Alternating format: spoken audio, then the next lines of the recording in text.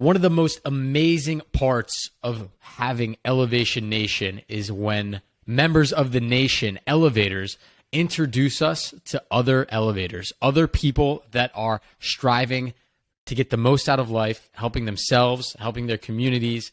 And our next guest on Elevation Nation is courtesy of former guest Zach Novoselsky. Jamauri Bogan, we are so excited to, one, welcome you to the nation, and two, introduce everyone else to you because you have an incredible story. You're doing some amazing things in your community and the world. And my man, you are an elevator at heart. So without further ado, welcome to Elevation Nation. Jamauri, we are so excited to have you on the podcast, bro.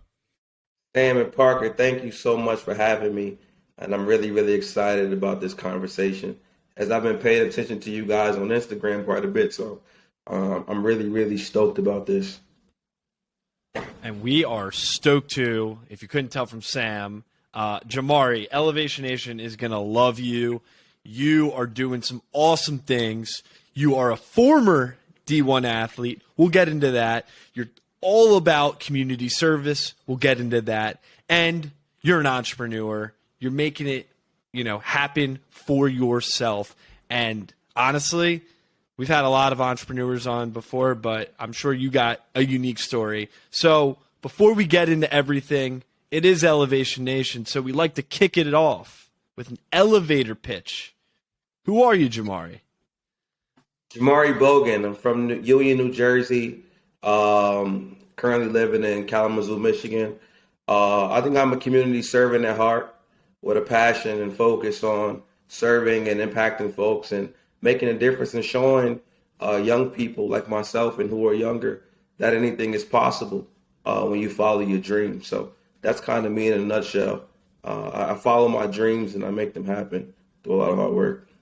I was waiting, Jamauri, for you to go into like your ESPN intro right there when Parker's like, what's your elevator pitch? Like, Jamauri Bogan, number, like go into the whole reps, man. What high school, all that stuff. I love it. But that's the funny thing, right? And the crazy part about athletics for most of us is they end at one point. And, Parker mentioned you're a former D1 football player. And, I'm just going to say it. You're humble, but you were a superstar, man, and still are a superstar in different ways. But at the time when you played football, you were kicking ass and taking names. And I'd love for a minute to talk a little bit about that initial journey, right? Coming from Jersey, going out to Western Michigan. It's a different vibe out there. And, meeting our dear friend, Zach. How was that like for you? What was that process like? It was unique. It was different. So I'm a 5'6", at that time, 140-pound kid who was the Gatorade Player of the Year, two-time All-State. So I had a really good high school career and actually was leaning towards Georgia Tech to go and play football and to be one of their A-backs back when they were running the triple option. But this guy named PJ Fleck, who was at Western Michigan, now in Minnesota, had this bright vision of creating this championship program and winning, trophies and all this stuff. And when you walked in the locker room, there was nothing there. And this is why I talk about vision and following a dream and believing in that, because I believe in what he was selling, right, and what he thought could happen, and also how I could fit in that to morph my dream, which was to become a businessman and do all these things. And I've now seen that happen. But at 18 years old, I had to believe that he could take me there. And he told me very clearly when he was recruiting me that, Jamauri, your impact here will be bigger than football. I don't know what he was saying, but I think he was right.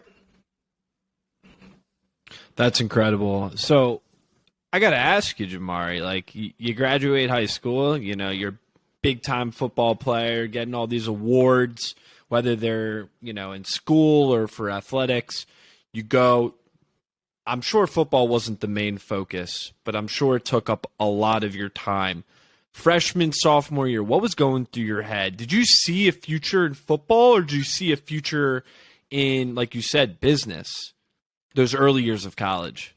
Yeah, so the early years were a struggle, right? I was 5'7", 150, 60 pounds at that point, and needed to gain weight. And the running back who was the starter at the time was my roommate, and he just had ran for 27 touchdowns and was the player of the year. So right away off the bat, I'm like, whoa, this might be a long journey.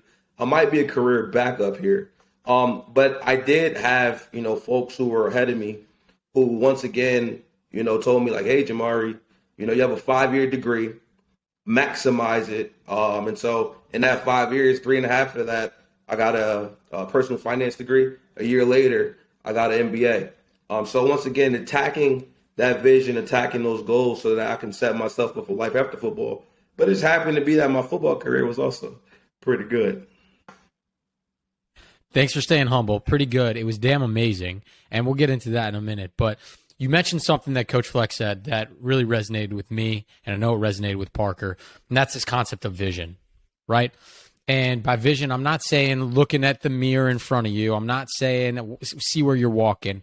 We're talking about a more hypothetical strategic vision here. And why it resonates with us so much is because we have a concept that we call mental fortitude, that Elevation Nation is very familiar with. And we believe that that is the missing piece, the differentiator that takes normal, everyday, average Joes and turns them into elevators, right? And so mental fortitude is that kind of Michael's secret stuff in the Gatorade bottle that you need to become an elevator. And within mental fortitude, there's 3 parts. You got self-awareness, knowing who you are, knowing that, hey, I'm Jamauri Bogan. I'm a badass running back, but I'm 5'6", right? And I have other dreams and aspirations. It's having a vision, knowing what those dreams and aspirations are. And then last and certainly not least is accountability, knowing how to keep yourself accountable to get to that vision and those end goals. And so Coach Fleck, I've never met him. He's an inspiration to me, and he doesn't even know me. And I love the fact that he talked about vision to you, because as a young adult, a lot of the times having a vision seems impossible, right? We're trying to figure out what our friends are doing next weekend, not what our dreams and aspirations and goals for life are. And so to take a step back, be introspective, know who you are at your core can help you develop that vision that Coach Fleck helped you with as well. Yeah, I think, man, you got my head just nodding over here. I think it was very clear for me, though, even at a young age, that I always knew what I wanted to do, right? A lot of folks who are young, and I even tell people that ask me to, mentor them or sit down with them and have coffee, like, you got to know what you want to do, right? I knew when I got to college that I wanted to get a personal financial planning degree, and I wanted to be a dominating football player.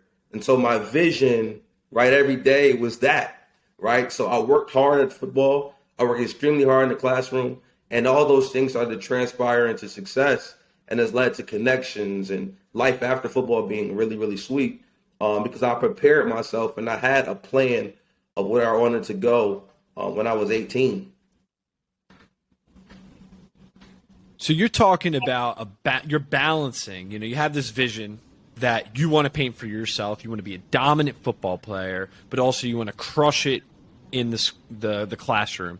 Then you have people around you, whether it's your family, Coach Fleck, your professors, who are pushing you to be your best, pushing you further and further.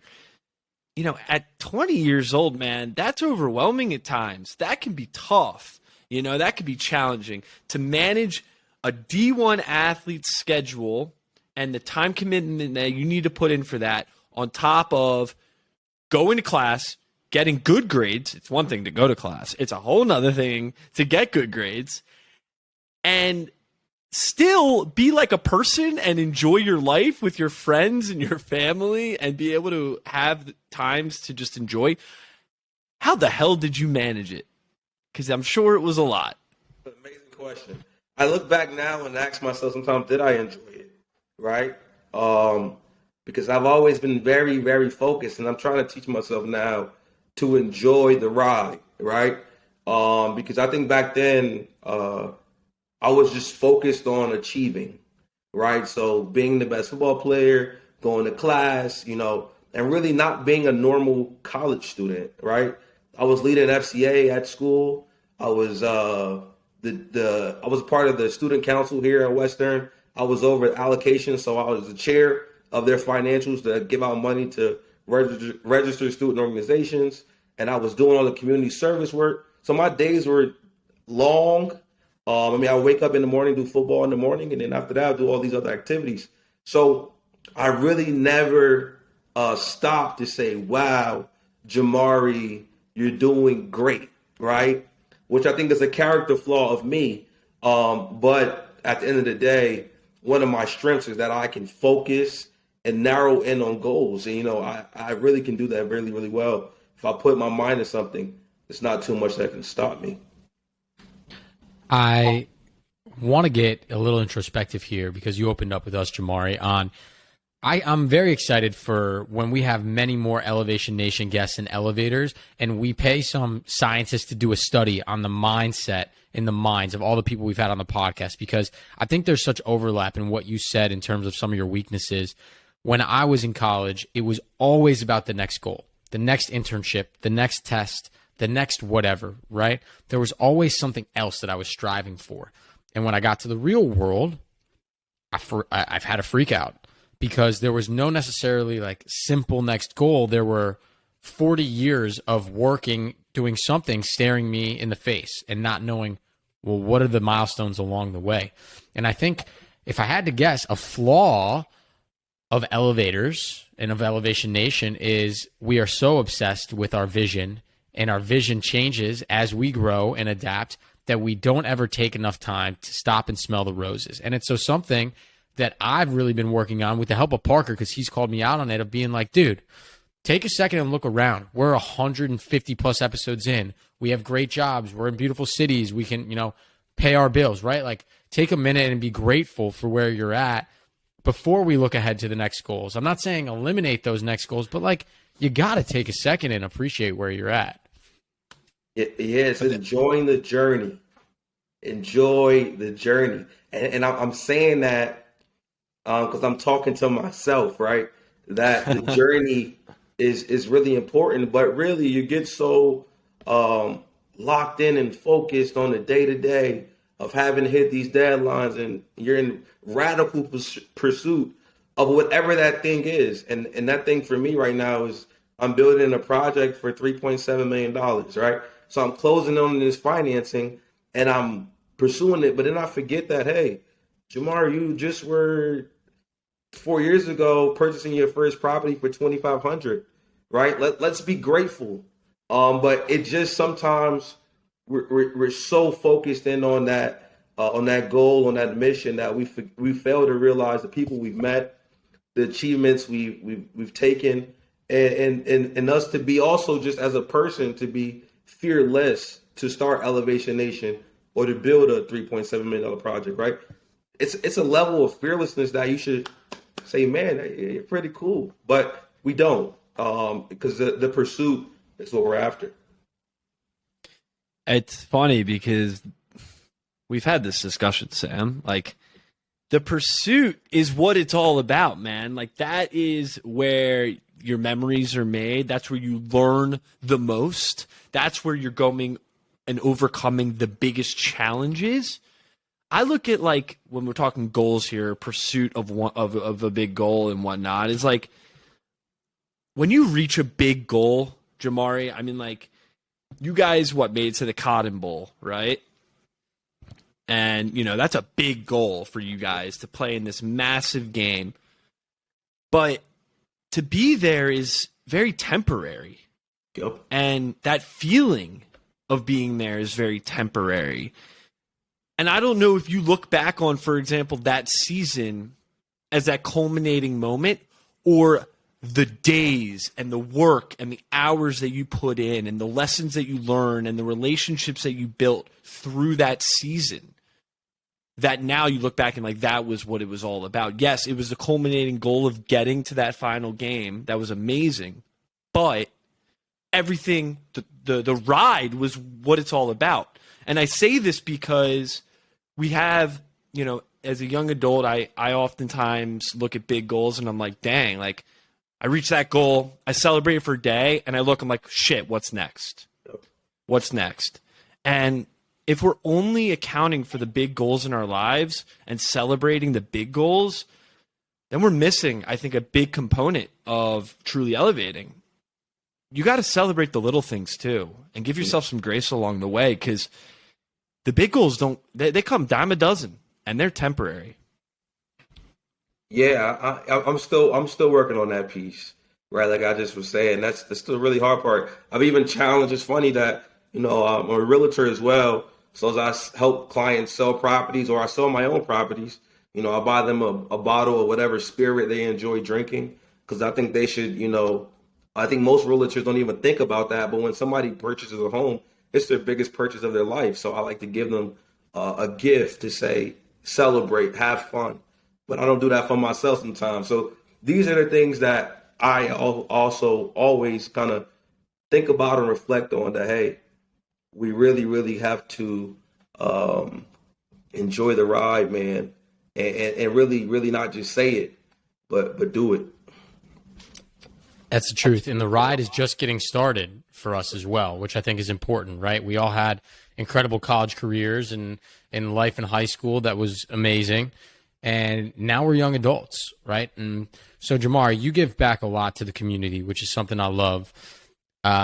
It's funny. I don't know if you guys ever thought about this. When I was little, right, and I used to look up to athletes or entrepreneurs or business people, I used to always think if I ever got to a position where a younger person was looking up to me or asked me for help, mentorship, or guidance, like, I would try to make them feel like the most special person in the world. Because I remember, like, I would walk around and get autographs from professional athletes, and they would give me an autograph. And if they just said, hey, man, like, what's your name? Or, hey, what are you studying in school? Or what position do you play in basketball? I would talk about it for weeks. And so those little things I think are amazing to give back to the community. And I know, Jamauri, that's something that you're really proud of, your impact on your community in Kalamazoo and what you've been doing there. So why don't we take a second and talk about, and you can brag, no need to be humble here. We'd love to hear a little bit about how you're helping the community. Yeah, so I was in college. I started doing a mentorship program at Laurie Norris High School here in Kalamazoo, which I was teaching kids about like financial literacy and leadership. So I would get a group of their students, their athletes at the high school, and I would mentor them. And now they've got older. And what you see though is that when you show up for kids and you show up for young people, they really appreciate it, right? And one of my mentors always says that giving back is selfish, right? Because at the end of the day, I get the joy, right, of showing up and feeling what it feels like to make their life better. But I've seen their grades get better, right? I've seen them now want to start businesses. So some of them met with me outside of the classroom and wanted to open up vending machine businesses and wanted to open up a school store. So we worked on all these different things. But it was because I showed up, I was in front of them, and I cared. And I saw every which way, every one of them personally, which is really, really important. And besides that, of course, I do a lot more things. I serve on quite a few boards here in Kalamazoo, Community Homeworks, in which we help, families in the core neighborhoods who can't afford to fix the roof, furnace, or anything that goes wrong in the house. We'll fix it for free. And I'm the fundraiser chair for that committee, for that board. But I love giving back because once again, it's a selfish feeling, right? Because I get the joy of knowing I've touched somebody's life. And there's nothing, money, building a house, building a development, all that stuff is great. But, that feeling of touching a life is really important. And when it comes to my projects now, I'm building a childcare center, right, for children in need, right? So that selfish feeling has now bled into my business, right? That everything I do has to have that because that is what gets me up every day to know I'm energizing and changing the fabric of our community. That's everything. That's incredible. Jamauri, could you walk us through maybe intimate experience or moment when you felt like you were making that impact on someone else's life? Was it a conversation that person or individual had with you? Was it something that you saw? Walk us through like a little story, if you don't mind. Yeah, I mean, it's the kid that calls you, right? Because he's staying at a friend's house because his mother kicked him out. And he's looking for some sense of hope. So he calls me, talk about the business idea. And really, I know after we start to talk, he doesn't really want to talk about business. He just needs someone to tell him it's going to be okay. Right. So we're just sitting there and I'm just breathing hope into him and following back up with him as well. So after that conversation, it's not like I'm there for a moment. I'm there again next week. I'm there the week afterwards to make sure that I'm seeing him make progress. But these opportunities, these occasions happen often in my life where, I sit down with people and what I've learned, I give back, right? Because I think a lot of people really don't care about people, but I want to be one of those who did and will always care. It's a sad reality, I think, a little bit of our society that we think that we don't look after each other intuitively, that we don't try to help. And whether it's selfish or not, that feeling of fulfillment you get when you help someone else, like, yes, I feel great, but it's even better that you get to help someone else. Like, I'm hoping that continues. I'm hoping that our generation is one that brings back that mentality. I hope that we're the ones to fix a lot of the problems that have been bestowed upon our communities and society. I don't know. I hope. I'm trying to be an optimistic person because it is hard sometimes looking around in our communities and seeing all of the different areas that we could refocus our efforts and energy and still only make a small impact. And the lack of humanity that we sometimes show towards each other is difficult. So I appreciate you, Jamauri, for sharing that story with us of, having an impact on someone. To Elevation Nation that's out there listening, if you're thinking that, me doing something small is just a drop in the bucket, you got to start with the drop in a bucket, right? Sam, it's just like the conversation we had this week around prestige, right? A little Go ahead. bit.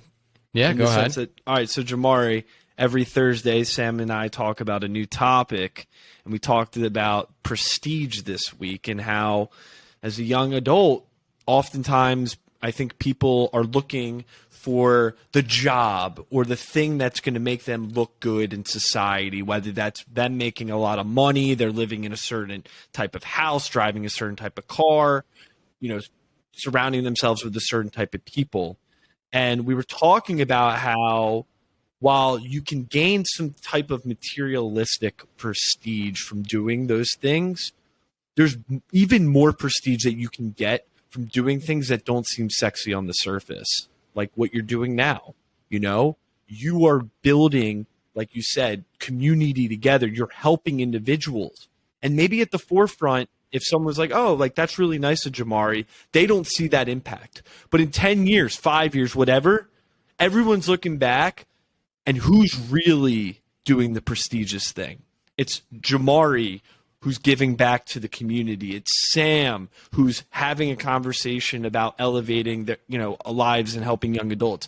And I think that's what's really interesting, kind of like tying this whole conversation together. It's like the grind that you put in, the effort that you put in to make that impact will eventually have some outlanding effect one day. I agree. And, everyone's doing things that, once again, Instagram moments, TikTok moments, whatever that means. But there has to be these things that feed your soul, right? And if we're only going to live for 80 to 100 years, I'm hoping I get 100, right? The good Lord gets me that many.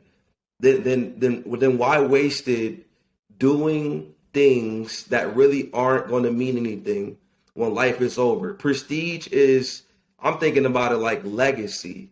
That should be our prestige, that when life is over, what they say about me is that I've changed the way mankind has lived. I've changed the way Kalamazoo does X, Y, and Z because I existed, right? There's nothing in buying a pair of shoes.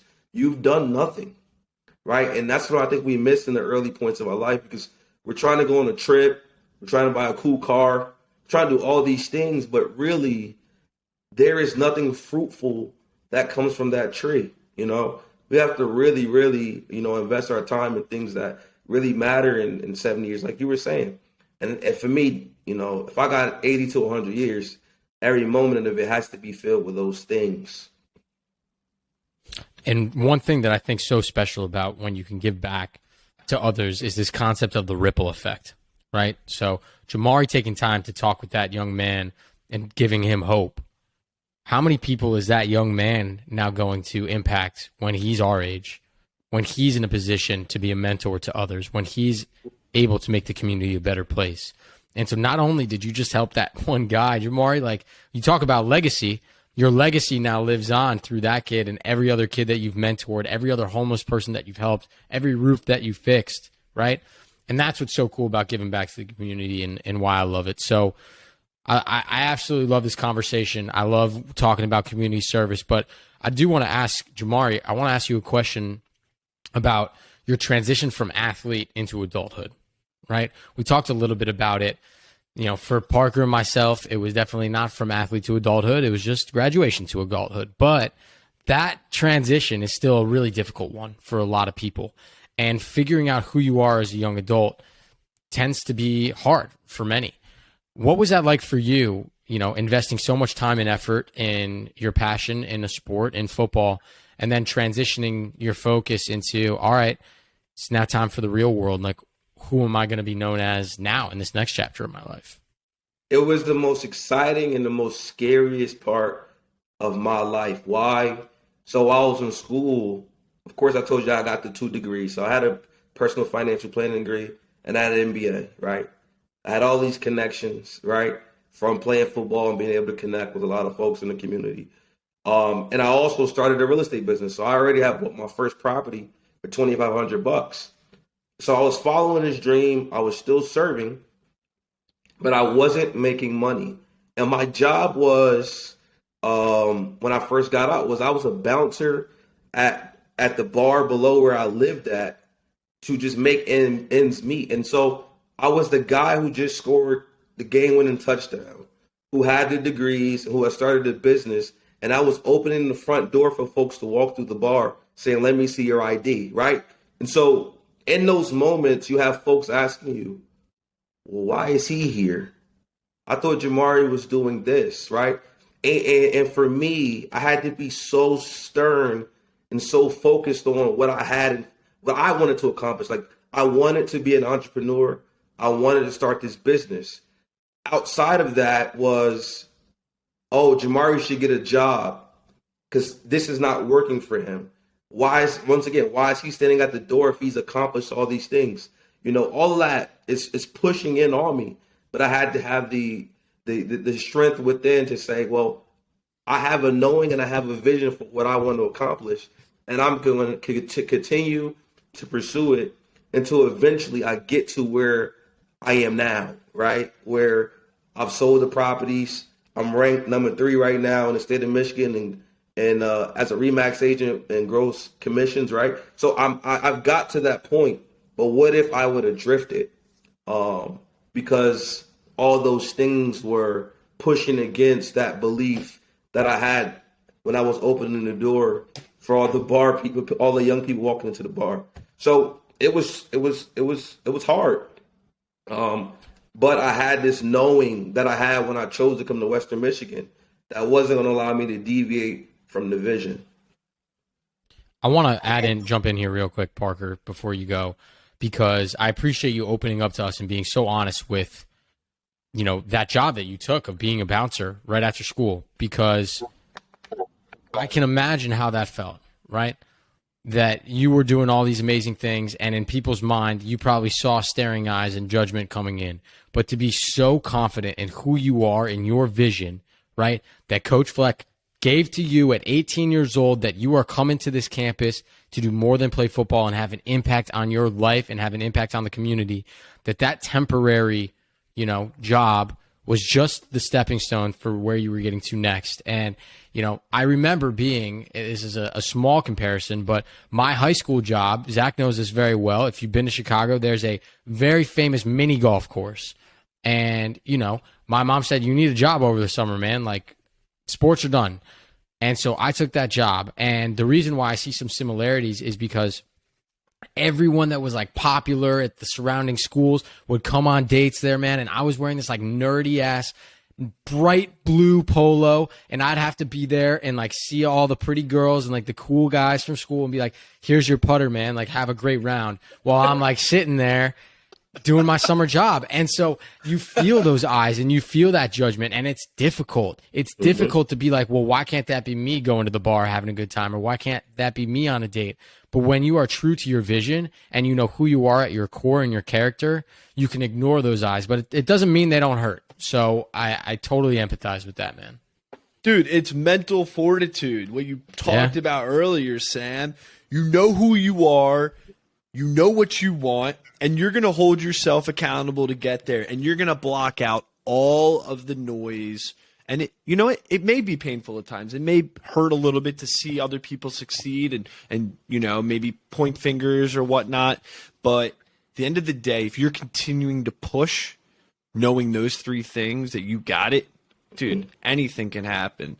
Totally. Jamauri, you're doing amazing things. Like, you started your own company. Like you said, you're ranked number 3 in Michigan and something in real estate. You're making a difference in the community, getting all these accolades. But I like to always ask, because elevators tend to show that they're doing really well. What's one challenging thing that you're going through right now? Wow. To be the youngest guy in the room is the greatest challenge, but also presents great opportunity. Right now in my life, I said I'm building a huge project, right? And I'm learning as I go, right? And I think I'm a quick learner, but I'm in spaces and getting asked questions in which I've never, ever responded to before, right? So it's like the coach when you get to college and he hands you the playbook. And he's like, okay, tomorrow we're on inside zone, be ready, right? It's the same kind of deal again for me, where I'm looking at the playbook. I've never seen it before, and I have to really, really study. And it's one of the ultimate challenges to prepare myself for meetings, for conversations with folks who are very, very high level, with a lot of experience. And I'm 26 years old, and most of the time they're 60 or 50 years old. And so I have to be able to respond, answer questions, and also get the right team around me.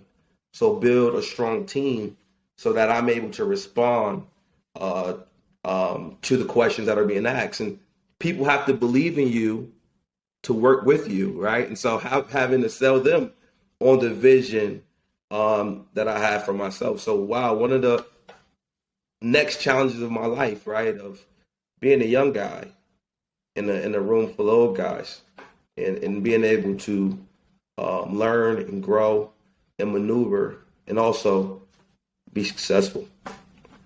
So it sounds like, I'm, at my job, sometimes I'm the youngest in the room. Sam, I'm sure, is sometimes the youngest in the room. And I think that's part of just growing up and, hopefully doing good things that, people trust you to be in a room with people who know their shit, but you also should know your shit. So for a long time, and I still feel it every day, is the feeling of imposter syndrome.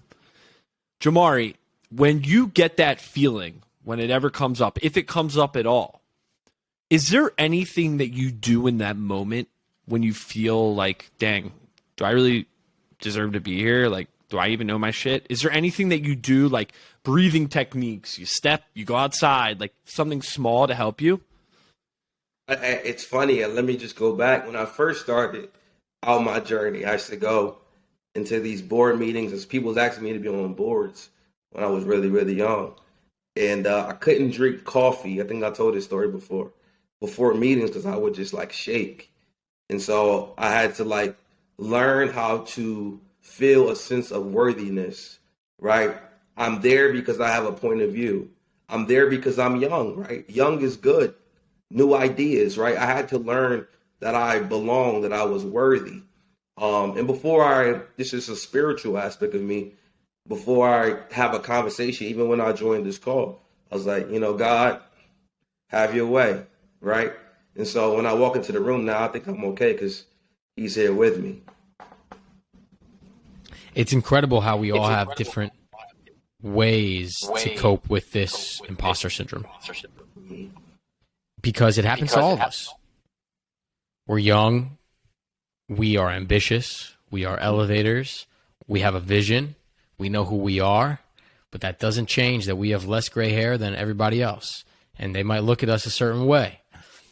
And I really liked your point, Jamauri, of you're there for a reason, right? If you go in with that mentality, humble, hungry to learn, but knowing you are there for a reason, there's a difference between thinking you have all the answers. That's not why you're there. You're there to provide a different perspective, to learn, to be humble, and to be hungry and to grow. I don't think you can ever go wrong in a room, right, where you're the youngest person if you go in with that mentality. So that's my serious answer. And my funny answer to that question is I've noticed personally that when I go into these rooms with these older guys, like, they wish they were our age. Like, they would love to shoot the shit about, like, who's playing what in sports. Like, oh my gosh, have you tried this new brew, right? Like, they love talking about that stuff. So use our youth to our advantage in some points where you can, because you're only young once. So let's enjoy it while we have it.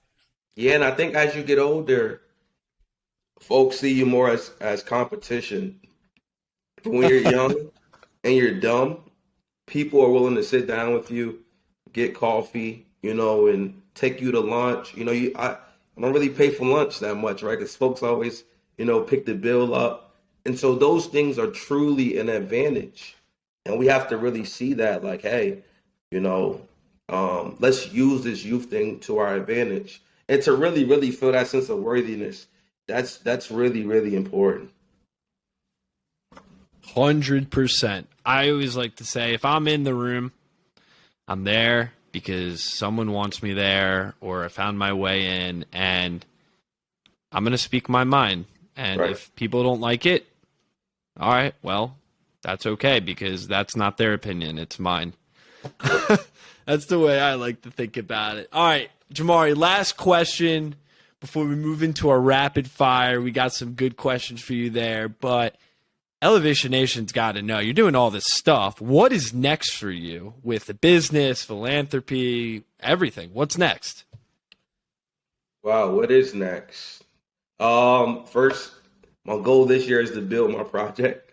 And of course, after that, there'll be projects after that. That I'm working on that, unfortunately I can't speak too much about. But I'm working on that project, working on other projects, doing a lot more single family stuff. And of course, the impact is important. So just trying to continue to find ways to serve first time home buyers, to serve folks who don't have, to really pour into people. So every time I meet somebody who's interested in real estate, who's young or even older, but is just curious, I always take the meeting, because a lot of people have taken meetings for me. So just to continue to grow that and continue to just be a servant. I mean, that's everything. It's beautiful. And we'll have to have another call after this, Jamauri, to talk real estate, because I love it. I get coffee every few months with another elevator, a former guest, Cassidy Burns, who we love, who took a chance on Parker and myself. I actually found him on TikTok, and I cold reached out, invited him on the podcast, and him and I have become friends and have been helping each other out in business, getting coffee in DC. So it's always nice when people return the favor of taking you out to coffee. It's always a plus, and giving people some time. So I love that. Let's move on to our rapid fire question. This is a quick football drill. You should be ready. We didn't prepare you at all for these questions. So first thing that comes to your mind, let us know. All right, first rapid fire. Zach had a specific answer. I want to know if yours matches Zach's. What is the favorite place that you've played football? Favorite place? USC Stadium. We played at the what's it called? The Coliseum. And I grew up a USC fan. Reggie Bush, Matt Leinart, Lindell White. I could name all the guys. And to play there and have a really good game, score a touchdown, it's a really, really cool environment. And I'm sure the weather helped too, compared to Kalamazoo. God. No offense, Kalamazoo. Yeah. All right, next question. We'll keep on the sports theme. You don't have to, give a whole story, but recreate for Elevation Nation, your favorite sports memory. 4th and 1, the goal line, Cotton Bowl season, playing Northwestern.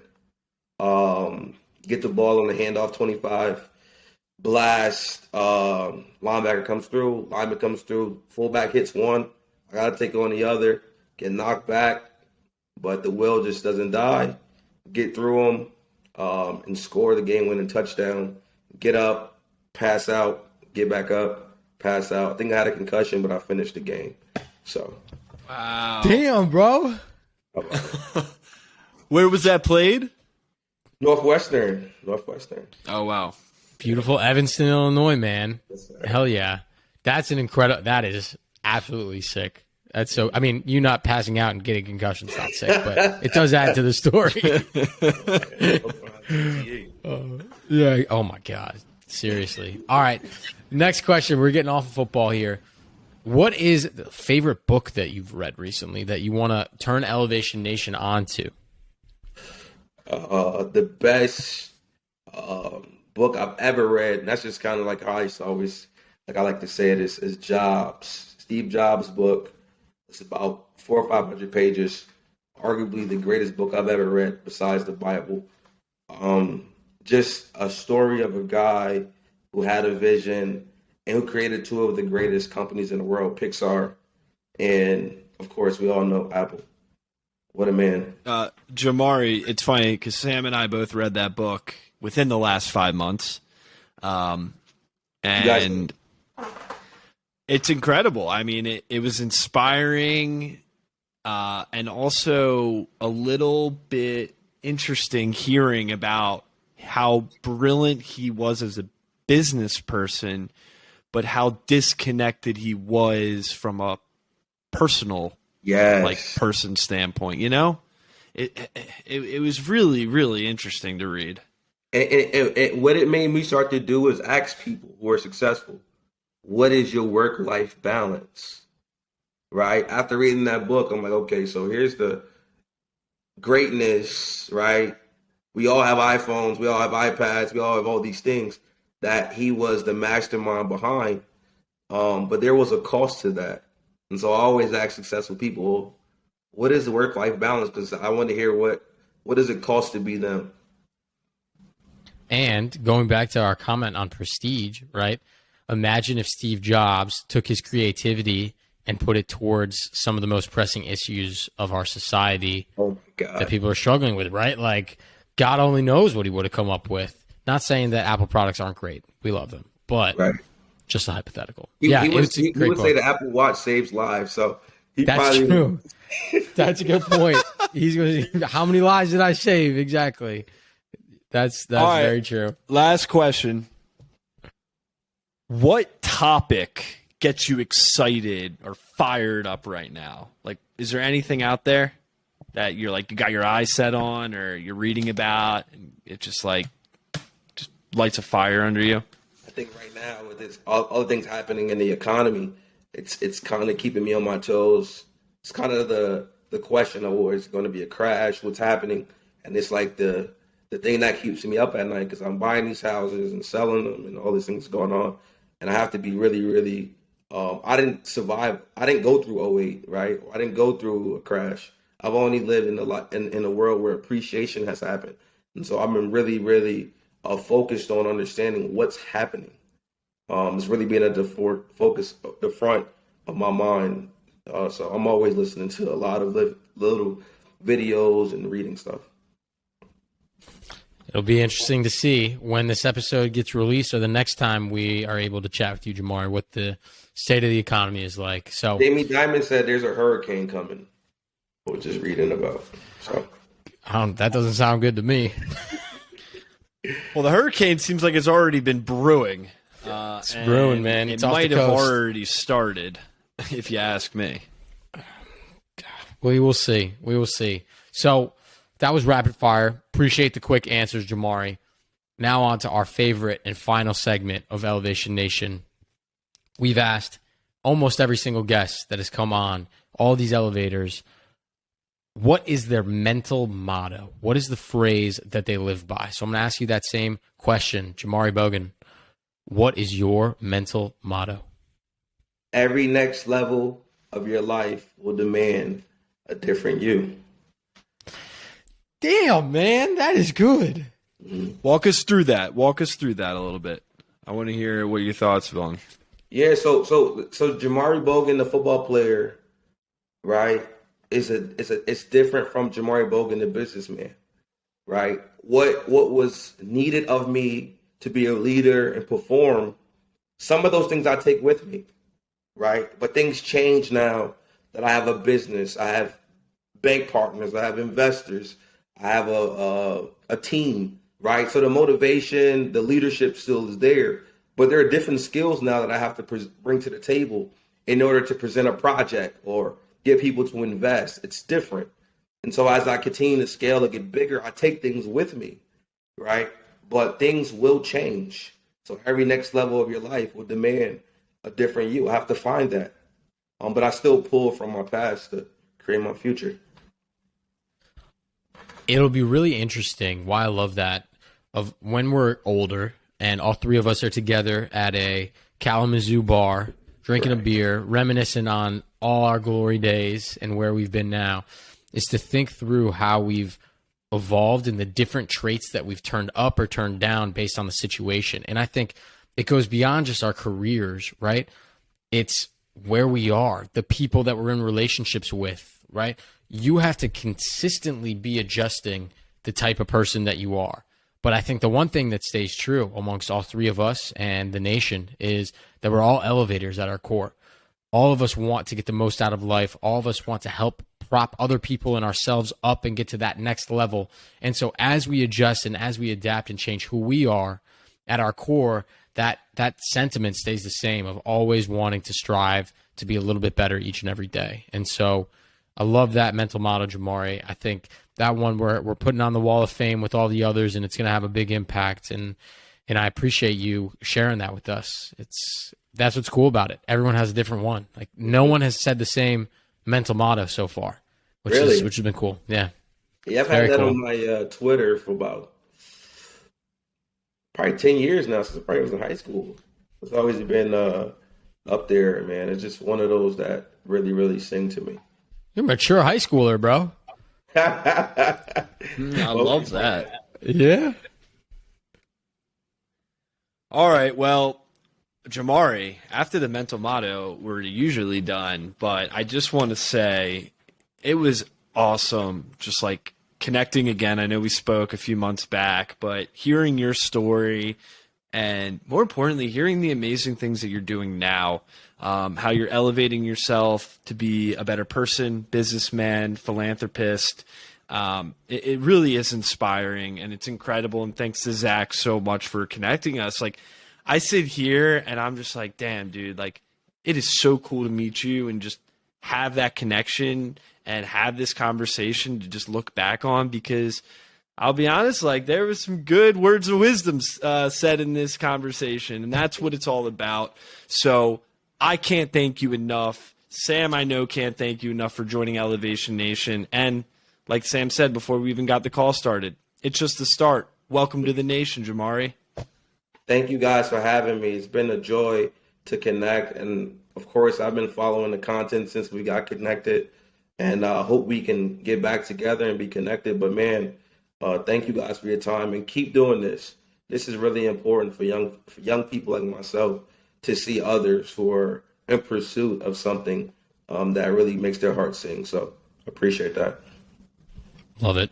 Until next week, Elevation Nation. Peace.